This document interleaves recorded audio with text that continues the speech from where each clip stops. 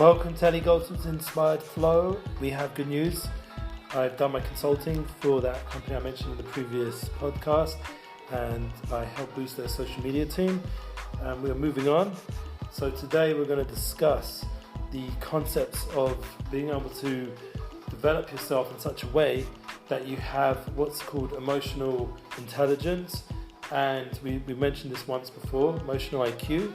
And then there's the aspect also of being able to constantly go with all the different flows, which people nowadays label as versatility, being versatile.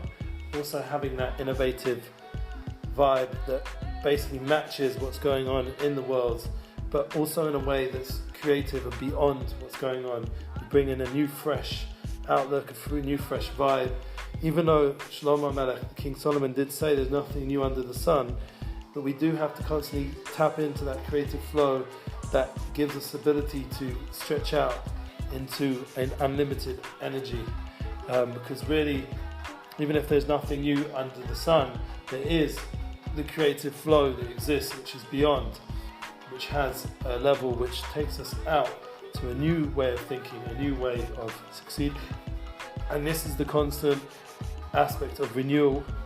And we have a festival coming up, Purim, which comes out at the same time as my birthday, and that's the Hebrew birthday. We mentioned already my English birthday, and this is a great opportunity for me personally to renew myself. Every birthday is an opportunity to start again, tap into that inner light, and that's what I plan to do on my Hebrew birthday, which is Purim, and the day following Purim is a Shabbat, so we have a disconnect to reconnect, and that's what I'm going to be doing probably the rest of the week, is just getting ready for Purim and also preparing for some new projects I'm already in the process of establishing, and the Unity Inspires project obviously continues. We will be really stepping up hopefully with the next project we're looking for is a promo video. We have the branding, but we need a promo video just to give a showcase of what we're planning to do and how we're going to do it. And the best way to do it nowadays, obviously everyone knows, is visually through some sort of promo video. So we're in that building process for the Unity Inspires project. Once again, I'm welcome to anybody and everybody to join on. It's a unity concept, so it doesn't exclude anybody or anything. And that's up to everybody to offer their expertise and their skills, their insight to how more unity can be created. And once again, it has endless potential because it is an ability to bring down that creative flow in a way that can include everything and anything. Unity of business, unity of marriage, unity of work, unity of music, unity of concerts, unity of art, unity of fashion. There's an endless list. I'm not going to keep going but in words, but the idea is actually be doing.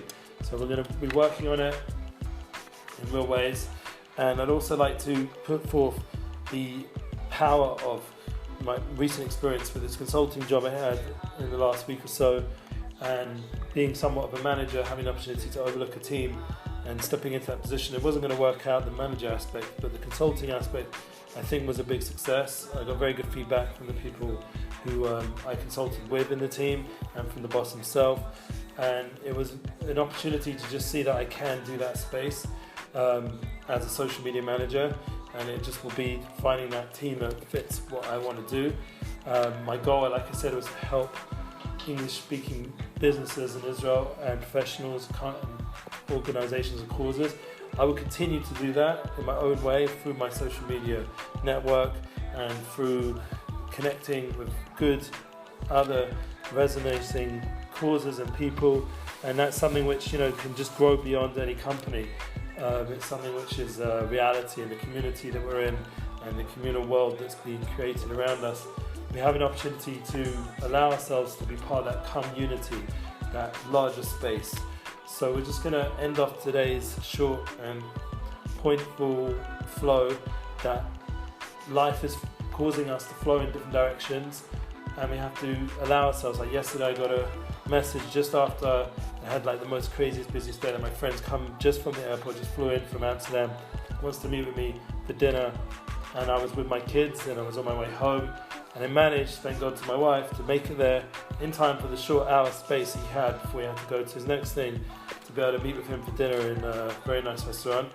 And it was an opportunity just to touch base with a friend, and this is really important also, that you make time in your life for your family. I made it back in time to read my kids to bed, be reading The Secret Seven, and just remembering within the midst of all the different projects and things we're trying to build, the family first, the relationship first, and that is what, thank God, with Purim and my birthday, we get a nice long weekend to really develop the inner levels of connection, and that will give us the inspiration to build everything we need.